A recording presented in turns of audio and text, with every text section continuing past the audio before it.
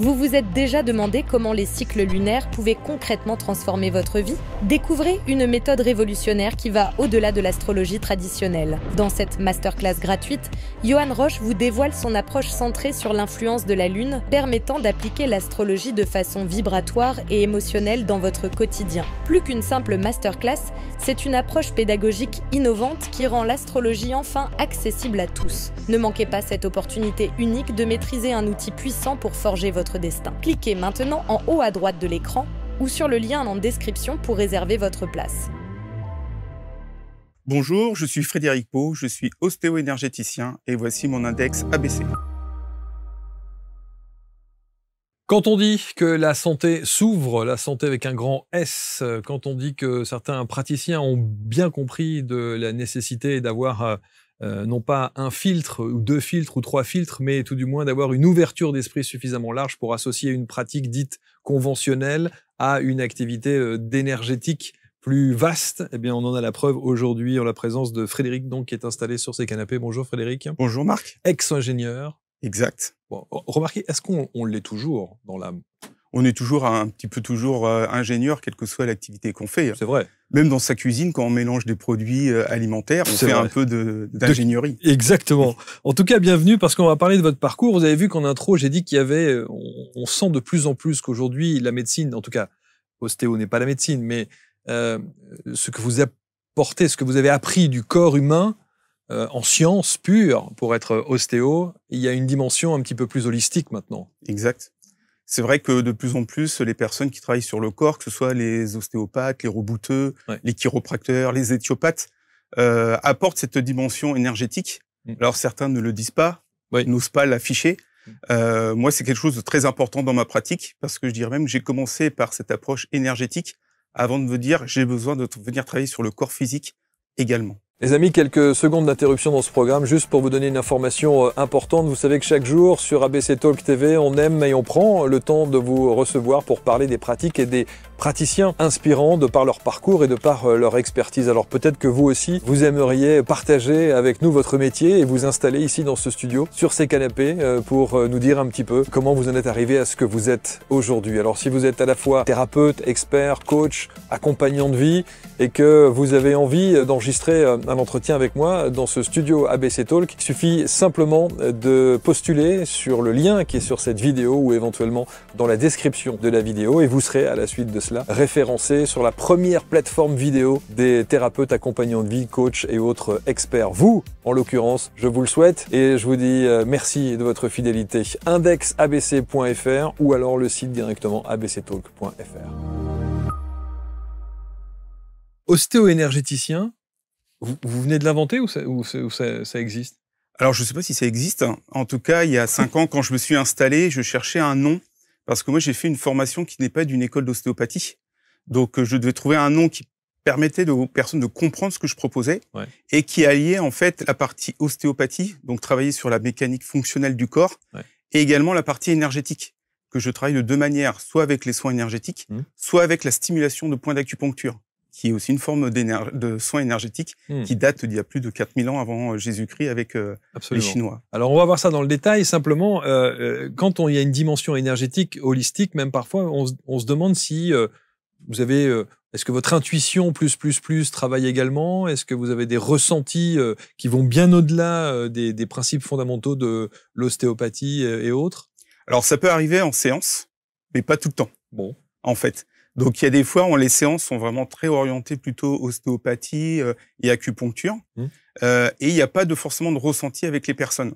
Je pense que ça dépend aussi de la personne qu'on reçoit, de l'ouverture. En tout cas, moi, la partie ressenti, ça dépend vraiment des personnes.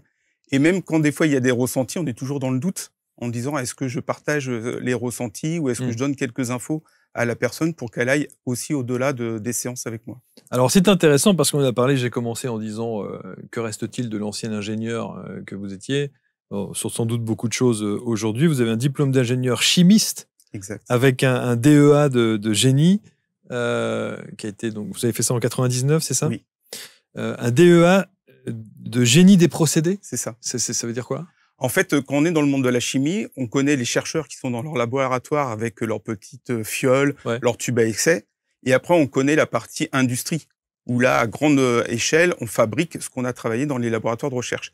Mais entre les deux, on ne passe pas d'un petit contenant à des grosses cuves, comme ça, en un claquement de doigts. Et en fait, le génie des procédés, c'est la personne qui fait le lien entre le laboratoire de recherche et la production, en faisant toute la partie dimensionnement en fait du matériel qu'il faut, et prend en compte aussi tout ce qui est coût et charge des produits qu'on veut fabriquer. Est-ce que ça a été déterminant dans votre cursus? Est-ce qu'aujourd'hui, ça vous a permis d'être là où vous en êtes aujourd'hui? Ou c'était une étape qui n'était pas nécessaire, vous auriez pu directement être ostéo-énergéticien? Alors, je pense pas que j'aurais pu être directement ostéo-énergéticien. Je pense que j'avais besoin de passer dans une phase plus matérielle, plus physique. Là, scientifique pur. Exactement.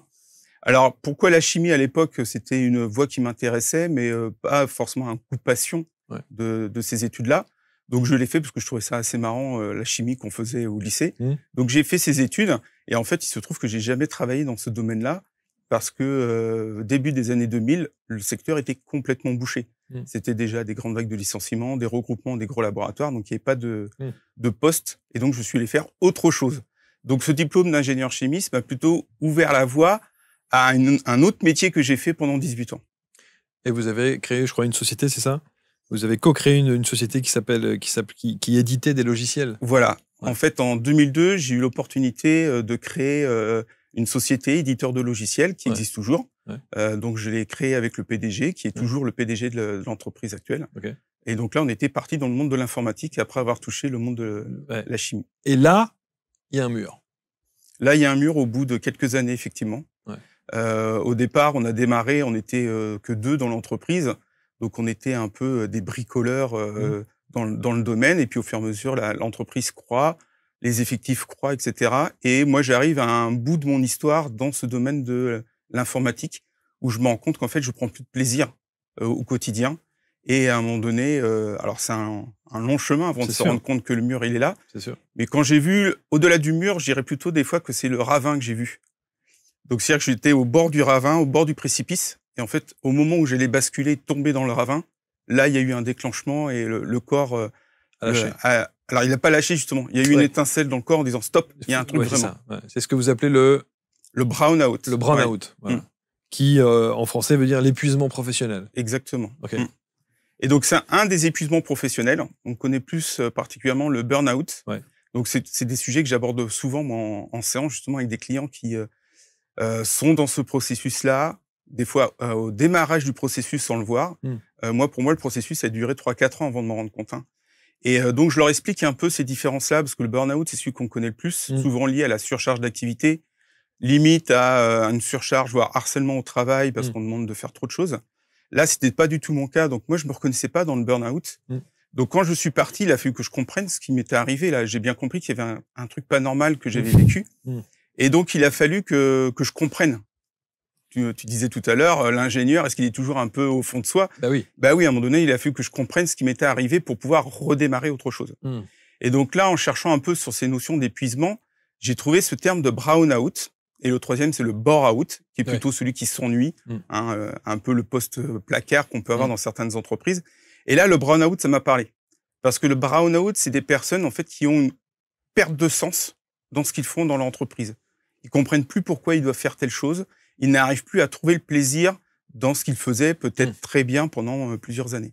Et là, ça m'a fait tilt. Qu'est-ce qu'on fait là? En fait, quand on s'en aperçoit... alors, est-ce que la question, c'est qu'est-ce qu'on fait quand on est dedans et à quel moment on se dit il faut que je change quelque chose? Ouais, c'est ça. C'est la prise de conscience, c'est le fameux déclencheur. Il y a ce constat. Voilà.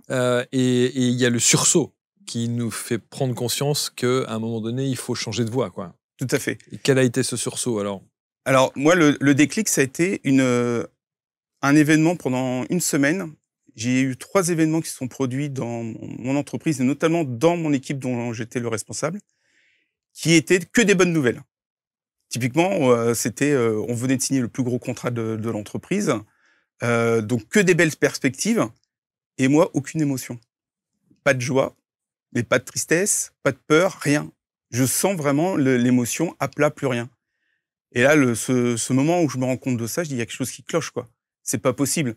Et effectivement, j'avais du mal à me lever tous les matins. Je sentais que mon corps avait du mal à se mettre en mouvement. Et là, c'est vraiment quand j'ai vu que j'avais plus d'émotion, je me suis dit, il y a quelque chose qui cloche, je peux pas continuer à vivre comme ça. Je suis en train de m'éteindre à petit feu sans m'en rendre compte. Et donc là, je décide de dire, qu'est-ce qu'il faut que je change? Et en fait, je me rendais compte que l'environnement dans lequel j'étais ne me convenait plus, parce que j'avais fait peut-être le tour, que j'aspirais peut-être au fond de moi à autre chose sans en avoir conscience. Ou en tout cas que la vie vous imposait, avait envie de vous faire comprendre qu'il fallait changer. Exactement. Voilà. Et donc c'est là que j'ai la chance de vivre ce moment-là et la chance de pas tomber dans ce précipice et d'avoir ce sursaut et de me dire, non, en fait, il faut partir de là. Mais partir d'un endroit où ça fait 16 ans qu'on est dedans, bien sûr, et qu'on a co-créé, mais bien sûr, ça a été très, très compliqué. J'imagine. Alors, et en plus de ça, pour aller où? Là, je ne savais pas du tout. Je ne savais pas du tout. Le moment où j'annonce à mon associé, donc le PDG de l'entreprise, que je quitte, que je décide de partir, en lui disant, voilà, on est à peu près fin avril, début mai, je me laisse la fin de l'année pour partir et pour léguer tout ce que je pouvais savoir, parce que souvent dans les entreprises, on n'a pas tout noté noir sur blanc, les connaissances de chacun, pour laisser ma connaissance de ces 16 ans et de pouvoir partir pour faire autre chose. Mais je ne savais pas quoi à ce moment-là. Une seule certitude, je ne pouvais pas refaire le métier que je faisais actuellement dans une autre entreprise parce que ça n'aurait pas de sens. Donc, il fallait que je trouve autre chose. Mais je ne savais strictement pas ce que j'allais faire en partant. Comment l'ostéopathie et l'énergétique arrivent dans votre vie alors à ce moment-là? Alors, l'énergétique, j'en avais fait déjà une formation d'une semaine avec le docteur Luc Baudin. Et j'avais accompagné en fait une amie qui m'avait un peu ouvert sur cette voie de spiritualité au sens large, mais en tout cas l'ouverture à autre chose que mon monde cartésien et rationnel. Scientifique. Voilà. Donc je l'avais suivi un peu par curiosité et intrigation de ce qui se passait dans ce monde-là. Et donc j'avais fait cette première semaine de formation et qui m'avait bien plu. Donc en sortant de mon entreprise, en me disant qu'est-ce que j'allais faire. Alors déjà j'ai fait pas mal de rencontres avec des thérapeutes pour essayer de comprendre et me reconstruire sur ce que j'avais vécu. Et puis cette prise de conscience du soin, en me disant en fait j'ai pas pris soin de moi pendant toutes ces années-là. Et je faisais attention tous les matins à ce que mon téléphone marche, que mon PC fonctionne, que la ligne Internet fonctionne. Mais en fait, ça, ce sont que des choses matérielles. Si ça tombe en panne, en fait, ça nous est déjà arrivé. On le remplace dans la demi-journée ou la journée. Là, en fait, c'était mon corps qui était en train de tomber en panne. Et là, j'ai pris conscience que c'était mon outil de travail, que je l'avais laissé complètement de côté au cours des dernières années. Et qu'en fait, d'en prendre soin, c'était le principal. Et donc, c'est là qu'a fait la bascule en disant, mais en fait, c'est ce message-là que j'ai envie de porter, de transmettre et d'accompagner les personnes. Donc, j'avais cette partie de formation en soins énergétiques qui m'aidait, mais je sentais qu'il me manquait quelque chose, non pas dans le soin que j'apportais aux gens, mais mon côté, que tu disais tout à l'heure, ingénieur, qui disait, il manque un petit truc pour aller encore dans le physique ou le matériel. Donc, j'ai cherché un peu ces formations type ostéopathie, chiropraxie, rebouteux. C'est des formations qui demandent beaucoup de temps. C'est entre 5 et 6 ans selon les écoles. Et j'avais déjà 42 ans, donc pas beaucoup de temps à consacrer pour retourner sur le banc de l'école. Et par complet hasard, je téléphone à une personne pour autre chose qui est la géobiologie. Tu dois connaître aussi, parce qu'on m'avait guidé un peu là-dessus. Ça me parlait pas du tout. Mais j'avais besoin d'en parler avec quelqu'un qui avait une formation en géobiologie, qui me dit au bout de 10 secondes, non, la géobiologie, en 2018, les gens ne sont pas prêts pour faire une activité professionnelle autour de ça, c'est trop compliqué. Par contre, je vais te parler d'une formation que je suis en train de faire. Et donc, cette méthode de soins qui s'appelle la méthode solaire, rééquilibration fonctionnelle, basée sur les principes de l'ostéopathie et de l'acupuncture. Elle dit, moi, j'y suis allé parce que j'avais un problème physique. J'ai passé un week-end, il m'a manipulé une seule fois. Je n'ai plus mal. Je traînais ça depuis 5 ans. C'était quoi la problématique, vous vous souvenez? C'était un problème d'épaule. Qui était, alors je ne sais plus si elle était bloquée ou douloureuse, en tout cas, elle traînait ça depuis 5 ans. Et elle me dit, franchement, s'il y avait une formation à te conseiller, c'est celle-ci. Go. Et là, ça me parle. Du coup, un peu d'ostéopathie, un peu d'acupuncture, un peu d'énergétique, ça peut être en lien avec ce que j'avais fait en soins énergétiques. Et donc, je décide d'appeler Roland Solaire, le concepteur et formateur de cette méthode de soins, qui accepte, au bout de 30 minutes d'échange, de me prendre en formation pendant 2 ans pour me transmettre. Ça dure 2 ans, ouais. Oui, tout à fait. Ouais.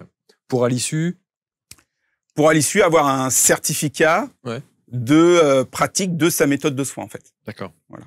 Et c'est celle-ci qu'aujourd'hui vous utilisez. Voilà, que je pratique principalement pratiquez. quand les personnes viennent effectivement pour des douleurs physiques.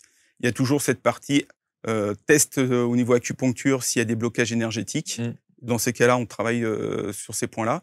Et sur la partie ostéopathie, donc manipulation de certaines zones du corps pour lever les blocages articulaires ou viscéraux qu'il peut y avoir. Alors la grande question, c'est de se dire évidemment, est-ce que ça c'est un truc qu'on peut faire à distance? Alors la partie ostéo, non, c'est pas Non, possible. évidemment. Voilà. Mais le soin énergétique, oui. Oui, mais c'est pas quelque chose que je pratique Mais pour vous le ne pratiquez pas moment. non plus. D'accord. Et vous êtes dans quel coin alors pour le Je coup? suis au sud de Nantes. Ok. Voilà. Bon.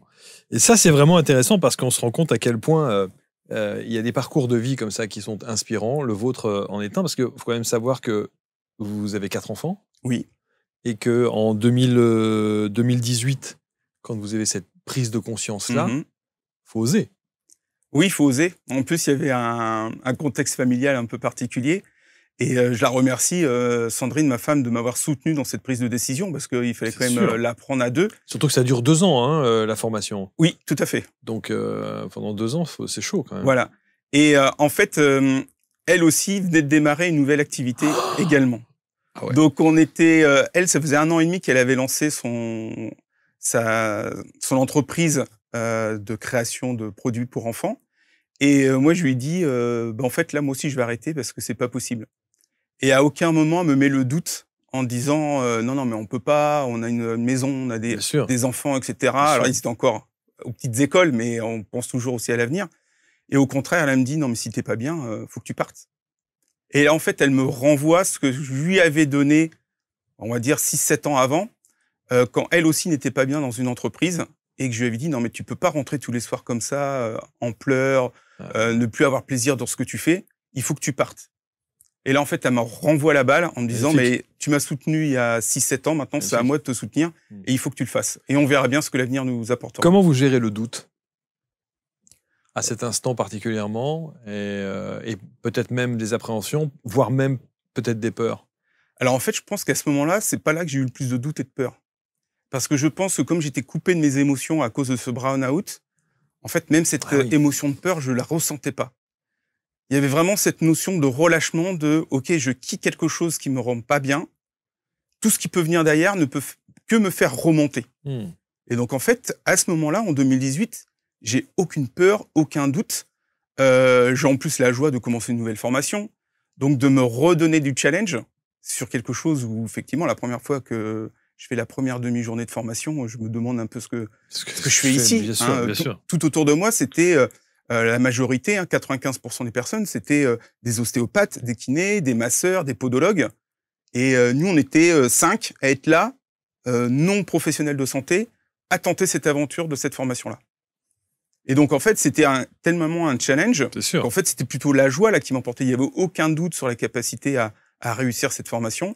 Aucun doute à lancer cette activité-là 2 ans après. C'est plus tard que les doutes arrivent? Ouais, les doutes arrivent parce que j'ai été pas mal aidé avec l'environnement mondial, on va dire, parce que je lance mon activité début 2020. Oh, Covid, bonjour. Exactement, c'est-à-dire que je lance mon activité et 3 mois après, on me dit plus le droit de faire de soins, les cabinets ferment, et donc là, on se retrouve sans rien pour une durée indéterminée. Donc toute l'énergie mise dans la communication, tout mon business plan tombe à l'eau, puisqu'à l'époque, début 2020, mon business plan, c'était principalement d'intervenir en entreprise. Choix judicieux, j'avais le nez, ça se voit. Comme quoi, les ressentis, on les a pas toujours au bon moment. C'est vrai. Puisque je venais du monde de l'entreprise, j'avais pris conscience que le principal outil de travail, c'était soi-même, son corps, qu'on a toujours des bonnes raisons de pas prendre de rendez-vous parce que le soir c'est tard, etc. On n'arrive pas à se libérer. Et donc, mon ambition, c'était d'intervenir sur les lieux d'activité des personnes. Activité professionnelle, activité sportive ou choses comme ça. Donc, j'avais basé tout mon business plan dessus. Je me disais en plus, mes relations professionnelles viennent de ce milieu-là. Donc, je partais vraiment dans cette voie-là. Bien sûr. Et là, 2020, le message est passé que visiblement, c'était pas là qu'il fallait que j'aille travailler. Mon Dieu, mon Dieu. Donc là, il y a des doutes, effectivement, parce que du coup, tout le business plan, faut le refaire. Bien sûr. Et se dire, en fait, il va falloir que j'axe plutôt mon activité sur les particuliers, qui est un domaine que je connais moins, parce que je connaissais mieux le monde de l'entreprise. Donc, travailler autrement, comment se faire connaître, comment communiquer, comment refaire toute sa partie marketing, commercial, etc. Donc là, il y avait plutôt, c'était plutôt là qu'il y a eu la période de doute et de peur en disant est-ce que je vais réussir à rebondir finalement avec ce qui m'arrive. Bon, aujourd'hui, évidemment, ça va mieux. Oui, tout à fait. Tout est en place. Ce qui est important de savoir, c'est d'abord qui vient vous voir. Qui sont les gens qui viennent vous voir et pourquoi? Alors moi, les personnes qui viennent me voir, alors ce qu'on appelle en marketing les personas, ce qui permet de dire voilà quelle est ma clientèle cible, le profil cible, et de la manière pour laquelle je vais communiquer à ces personnes-là pour qu'elles se reconnaissent et viennent. Donc moi, principalement, 80% des personnes, ce sont des femmes et qui ont entre 35 et 55 ans. C'est vraiment mon cœur de cible. Et principalement, elles viennent pour des douleurs de dos, que ce soit le bas du dos ou le haut du dos. Ça, c'est le mal du siècle. Certains disent que c'est le mal du siècle. Tout à fait. Donc voilà, ça, c'est principalement ma cible. C'est 80% des personnes qui viennent me voir, c'est pour ces raisons-là. Est-ce que vous êtes d'accord avec ceux qui disent que, c'est un pourcentage qui vaut ce qu'il vaut, mais 70 ou 80% de ces mots, MAUX, sont psychologiques? Ils sont avant d'être mécaniques. Ouais, ils sont en tout cas somatisés. C'est sûr. C'est sûr que sur la partie stress du quotidien que les personnes se mettent de manière volontaire ou inconsciente, que tous les petits problèmes qu'on peut avoir à droite à gauche, etc., à un moment donné, ça somatise dans le corps et le physique répond. Mais ça, moi, je l'ai moi-même vécu. Je l'ai expérimenté pendant mon burn-out. C'est-à-dire que pendant mon burn-out, j'ai eu les différentes étapes où c'était des signaux plutôt au niveau émotionnel, qu'on n'écoute pas. Après, des signaux au niveau mental, comme par exemple la perte de concentration, l'incapacité à faire des tâches quotidiennes qui nous paraissaient tellement simples avant qu'ils là deviennent plus compliquées, qu'on les repousse à plus tard. Et puis à un moment donné, quand le corps il dit il n'entend pas les messages que je lui envoie, il n'entend pas les signaux, et on va rentrer dans le dur. Et c'est là que dans le dur, on commence à se faire mal. Tiens, c'est bizarre, je me bloque toujours de le bas du dos, j'ai toujours mal aux épaules, les trapèzes. Et là, c'est ce que je leur dis, pensez à Atlas, le dieu qui porte la terre sur les épaules. Mais regardez toute la charge mentale que vous portez au quotidien, professionnel ou perso, etc. À un moment donné, le corps, il vous envoie des signaux. Vous n'avez pas vu ceux d'avant. Et bien là, il tape plus dur dans le physique parce que c'est là qu'on le sent, le mal. Ça veut donc dire qu'aujourd'hui, votre approche, elle est quand même... il y a évidemment un aspect purement physique parce que vous intervenez via votre pratique de l'ostéopathie, mais l'aspect psychologique, énergétique est absolument essentiel. Donc il y a une phase de découverte, de discussion, d'explication, il y a tout ça avant. Exact. La séance dure à peu près 1 heure et on passe en moyenne quasiment une demi-heure avant à discuter, à échanger. Pour cibler. Pour cibler. Déjà, moi, pour comprendre quel est le motif de consultation de la personne, on évoque aussi certains antécédents, parce que c'est important de savoir avant de manipuler s'il n'y a pas certaines choses. Une petite parenthèse, par exemple, quand il y a des prothèses de hanche, il est important de le savoir, parce qu'on ne fait pas la même chose. Et c'est aussi important d'échanger aussi, non pas que sur les mots physiques, mais également au niveau émotionnel, comment vous sentez, mentalement, comment vous sentez, etc. Et là, c'est le travail que j'adore aussi, c'est de leur faire ouvrir un peu les yeux sur ce qu'ils vivent. Donc des fois, effectivement, là, les ressentis sont importants, parce qu'on sent, par rapport à la discussion, qu'il y a peut-être des choses que la personne ne voit pas, et aussi d'échanger, d'informer, de sensibiliser sur mon propre parcours, qui n'est que le mien, mais qui vaut ce qu'il est, de les sensibiliser, par exemple, quand on parlait de l'épuisement, par mon parcours, les sensibiliser sur des points qui sont peut-être en train de vivre et qu'ils ne voient pas, et leur dire attention. Et là, quand il y a vraiment des gros risques, peut-être d'un burn-out qui arrive, il va exploser, je leur dis, allez consulter votre médecin, c'est lui qui va poser le diagnostic, c'est lui qui va vous donner aussi le bon chemin médical, même si la partie des soins alternatifs va aussi accompagner, mais il faut aussi avoir la partie médicale. Pour le diagnostic, c'est aussi des fois très important pour le client de savoir ce qui... Et c'est là où c'est important, Frédéric, ce que vous dites, c'est-à-dire que c'est la complémentarité qu'il y a entre le médecin dit généraliste, et votre approche. On ne se substitue pas à un avis médical, on est bien d'accord. Exact. Et moi, même quand c'est des personnes qui viennent pour des problèmes de dos, je demande toujours s'ils ont vu le médecin quand les signes sont vraiment limite alarmants. Et moi, ce que je préfère, c'est quand les personnes arrivent, des fois avec leur dossier, alors juste les conclusions, parce que leurs imagerie me parlent pas, mais les conclusions pour être sûr qu'il n'y a pas d'hernie discale, qu'il n'y a pas quelque chose de grave dans le corps, dans le physique, vu par les médecines conventionnelles, avant de pouvoir manipuler. Donc effectivement, on est complémentaires et c'est très important. Ostéopathie, soins énergétiques, et puis les soins, alors cupping. La cup, la ventouse en anglais. D'accord. Voilà. Donc ça, c'est une 3e formation que j'ai faite maintenant, ça va faire 5 ans, qui est complémentaire à cette partie ostéo, acupuncture et soins énergétiques. Parce que là, avec les ventouses, on va venir travailler plutôt sur les tissus. Donc les tissus, c'est tout ce qui englobe le squelette et les organes. Donc on va penser aux muscles, mais les ligaments, les tendons, les fascias, le tissu adipeux, faut pas l'oublier aussi. Donc tout ce qu'il y a autour. Et avec ces soins-là, avec les ventouses, on va venir les assouplir par aspiration et décollement de la ventouse. On va venir décoller toutes les adhérences pour assouplir toutes les tensions et les contractions qu'il peut y avoir dans ces tissus. Donc quand les personnes ont des douleurs qui sont musculaires, en fait, quand ils ont mal, c'est musculairement, c'est pas l'articulation elle-même qui est douloureuse. Dans mon cheminement, on regarde s'il y a un déblocage articulaire pour les débloquer en priorité, mais après on va venir travailler sur les tissus avec ces ventouses-là pour pouvoir assouplir et relâcher toutes les tensions. Donc en fait, avec ces ventouses, alors c'est une pratique aussi très ancienne, qu'on ramène ça à la médecine traditionnelle chinoise. J'avais vu que même apparemment à l'époque des Égyptiens, ils utilisaient aussi ce type de ventouse. Traditionnellement, on mettait le feu dans la ventouse, on les plaquait, on les laissait fixes sur le corps, ça faisait des gros suçons. Pendant une vingtaine de minutes. Voilà. Et après, on décolle pour venir travailler la douleur.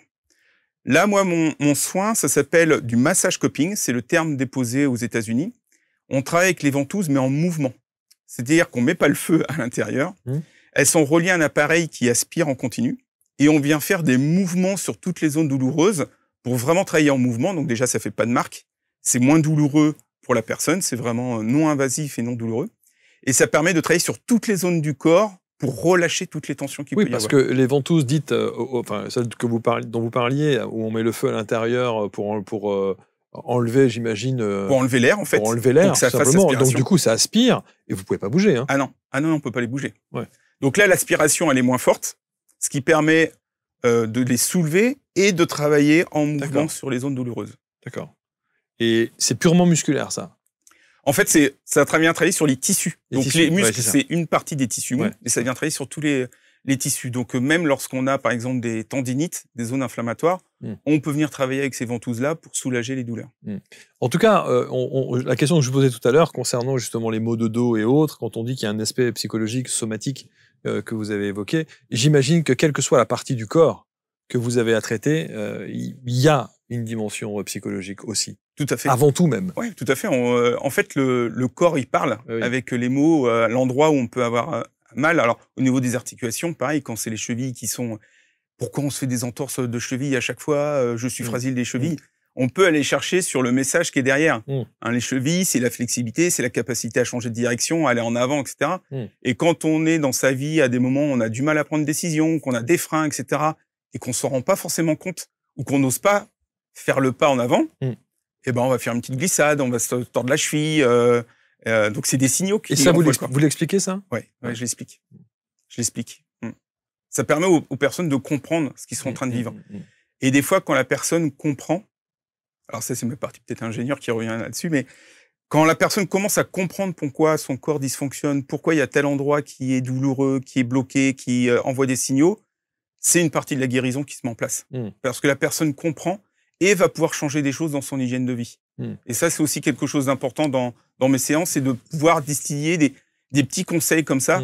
Alors, pas une grande liste, parce que plus on en met, moins on en fait, mais 1 ou 2 petits conseils pour enclencher quelque chose de nouveau dans l'hygiène de vie. Qu'est-ce qui rassure, à votre avis, auprès de votre patientèle, enfin de vos clients? C'est l'énergéticien ou c'est l'ostéo? Je pense que c'est la partie ostéo qui est la préfixe qui permet de se dire « Ah, ok, ça je connais ». L'énergéticien, ça paraît encore un peu trop nébuleux. Du fait de combiner les deux, ça rassure les personnes.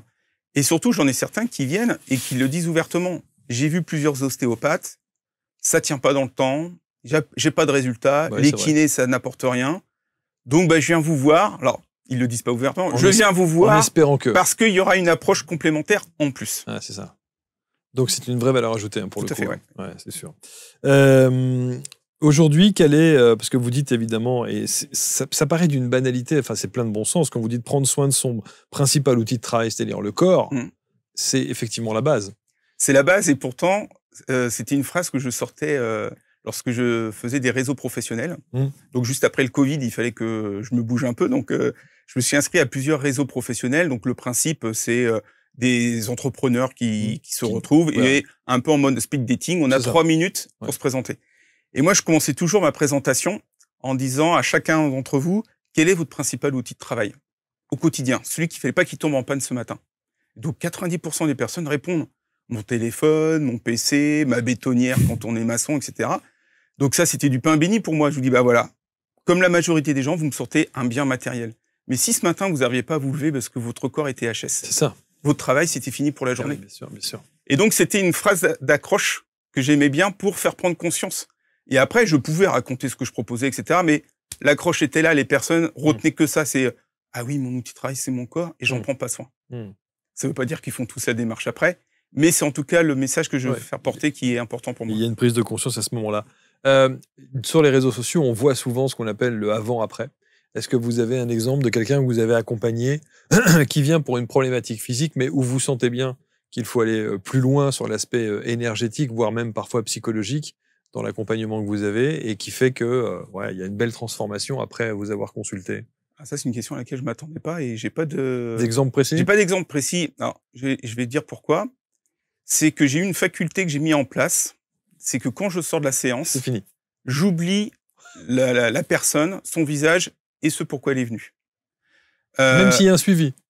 Alors, quand il y a un suivi, quand on se voit plus, je reprends mes fiches et ça me permet de me replonger dedans. Mais ça m'arrive de croiser des personnes dans ma ville et d'oublier que je les ai vues en séance. Et ça vient de mon métier d'avant où, au contraire, je me rappelais de tous les noms des clients, leur visage, leur truc, pour garder le lien, etc. Et je me suis rendu compte que ça m'avait épuisé également, de stocker autant d'informations. C'est ça, c'est ça. Mais par contre, un exemple que je prends souvent et qui est assez intéressant, du coup, c'était une femme qui était un peu plus âgée, qui a 75 ans, je veux dire, qui a toujours 75 ans, qui vient me voir, un peu dubitatif. Oui, mes copines m'ont dit, ce serait bien que tu ailles le voir, tu as mal au dos depuis 15 ans, donc elle vient un peu dubitative. Donc on discute et effectivement, les médecins lui disent, voilà, on n'a plus rien pour vous, vous avez 75 ans, vous aurez mal au dos toute votre vie, ça fait 15 ans qu'on lui a raconté ça. Sympa. Et donc on fait une séance et j'ai pas de nouvelles d'elle. Mais je vois une de ses copines qui revient. Donc j'ose demander un petit peu comment va-t-elle. Et elle me dit, bah en fait, pendant 15 jours, elle se dit, bah en fait, c'était comme les autres, hein, ça n'a rien fait du tout. Et elle s'est levée un matin, plus aucune douleur.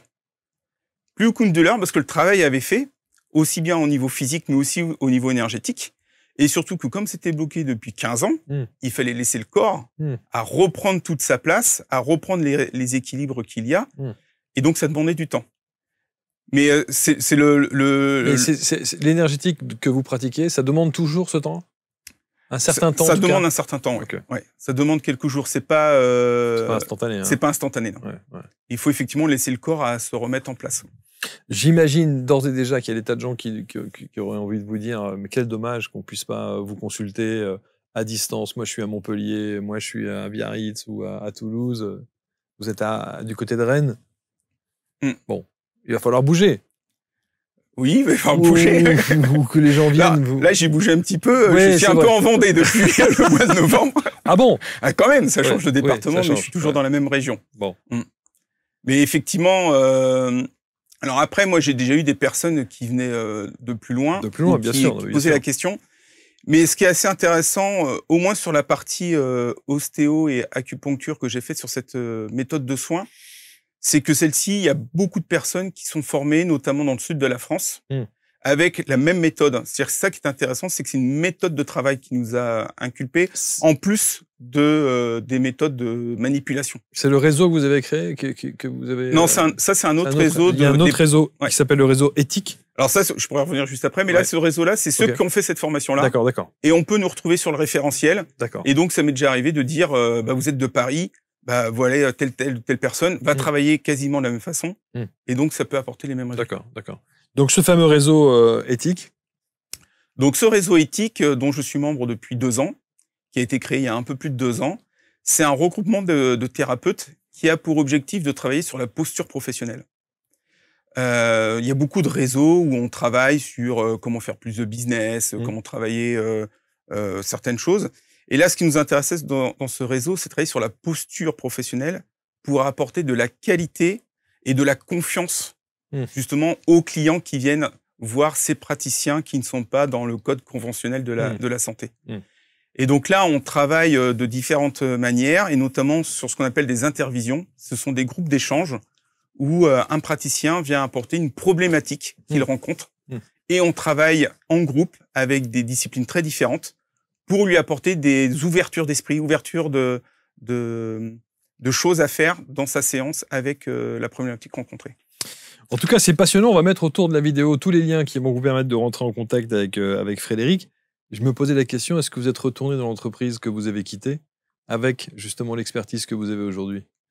Alors, c'est marrant que tu dises ça parce que j'y retourne dans 3 semaines. Ok. Pour la première fois, il faut faire une soirée des anciens. Et Ah, mais pas en tant que aujourd'hui ostéo énergéticien. D'accord. Ta question, c'était est-ce qu'ils m'ont contacté pour venir faire mon métier? Exactement. Bah, pas du tout. J'ai eu beau envoyer quelques... Alors, j'étais peut-être pas assez... Parce que le bien-être, quand on travaille sur le bien-être au travail, et donc dans le milieu d'entreprise, même si aujourd'hui vous faites bien sûr aussi les particuliers, votre intervention, elle est viable également dans le monde de l'entreprise, à commencer par celle que vous avez quittée et fondée. Voilà. Donc, en fait, je l'ai expérimenté ça dans une entreprise d'un ami. Donc, je sais que ça fonctionne, mais j'ai vu aussi les freins de ma pratique. Actuellement, dans le monde du travail, on accepte bien les praticiens du bien-être qui vont faire de la méditation, du yoga, de la sophrologie ou du massage assis, principalement parce que c'est des choses qu'on peut faire en groupe, ou alors qui prennent le massage assis, c'est 15-20 minutes. Moi, la séance, ça dure, même en entreprise, au moins 3/4 d'heure, 1 heure. Et j'ai vu les freins quand j'ai fait mon intervention dans cette entreprise auprès d'ouvriers, des freins de la part des salariés même. Du style, je veux pas montrer que je vais pas bien et que je vais voir quelqu'un, me mettre en confiance dans une salle où des fois je fais des réunions, des séances de travail, etc. C'est pas forcément évident dans la pratique que je propose. Ok. En tout cas, chacun pourra aller piocher un petit peu de votre expertise quand on parle de points d'acupuncture, d'énergétique, quand on parle d'ostéo, évidemment, de soins cupping. Oui. Voilà, je l'ai bien dit, avec les ventouses. C'est agréable, hein? Oui, oui, tout à fait. Moi, je trouve que c'est pas... Non, parce que c'est impressionnant, parfois. Tout à fait. Et les marques, elles restent sur le corps pendant un petit bout de temps. Voilà. Alors, celle que tu m'as parlé tout à l'heure, effectivement, où on met le feu et il reste le fixe, ça fait ces marques-là. Mais moi, elles font pas de marque parce que je suis toujours en train de les faire bouger. C'est ça, elles sont en mouvement. Donc, il n'y a pas cette sensation de suçon qu'on voit à la fin. Ouais, mais c'est effectivement... Mais c'est très, très agréable. Très, très agréable. Merci beaucoup, Frédéric. Merci. Vous commentez, vous partagez, vous nous dites évidemment de quelle manière vous avez perçu l'approche et les soins que préconise Frédéric. Et puis, vous avez en dessous de cette vidéo tous les liens pour rentrer en contact avec lui. Il faudra se déplacer un petit peu du côté de la Vendée. Voilà, entre la Vendée et la Loire-Atlantique. Et la Loire-Atlantique. Merci beaucoup. Merci. On se retrouve très vite pour un prochain Portrait Index. Salut.